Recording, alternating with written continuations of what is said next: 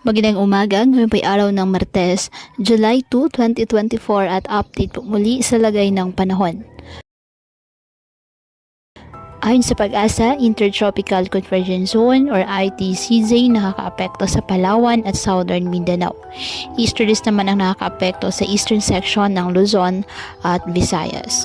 Walang bagyo o low pressure area na minomonitor sa loob ng Philippine Area of Responsibility na maaaring makapekto sa ating bansa. Ngayong buwan ng Hulyo, ayon sa Pag-asa, hanggang 3 bagyo ang posibleng pumasok sa loob ng ating Philippine Area of Responsibility. 3 ang posibleng tahakin ng mabubuo o papasok na bagyo sa PAR, kung saan ang una ay maaaring tumaman sa extreme northern Luzon, ang pangalawa ay maaaring mag-landfall sa northern o central Luzon, habang ang pangatlong senaryo naman ay maaari pa itong lumihis o mag-recurve papalayo ng bansa. Inaasahan ng Pag-asa na mas marami ng lugar sa bansa ang uulanin ngayong Hulyo, habang nilinaw naman ng nasabing ahensya na manatili pa rin ang La Nina sa Pilipinas, kung saan may posibilidad na hindi ito magtuloy.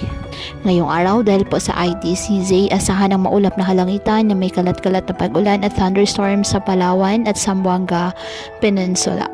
Ang Aurora, Quezon, Bicol Region at Eastern Visayas bahagyang maulap hanggang sa maulap na halangitan with isolated rain showers or thunderstorms dahil po sa easterlies. At ang nalalabing bahagi ng bansa kasama na ang Metro Manila bahagyang maulap hanggang sa maulap na halangitan with isolated rain showers or thunderstorms dahil naman sa mga localized thunderstorms. Kaya patuloy pa rin pa natin na pinag-iingat ang ating mga kababayan sa bantapon ng mga posibilidad ng pagbaha at pagguho ng lupa, lalo na kapag may malalakas na ulan.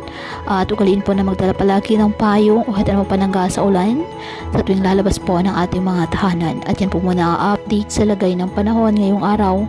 Muli patuloy po tayo na mag-ingat at palaging tandaan, God loves you. Stay safe and God bless.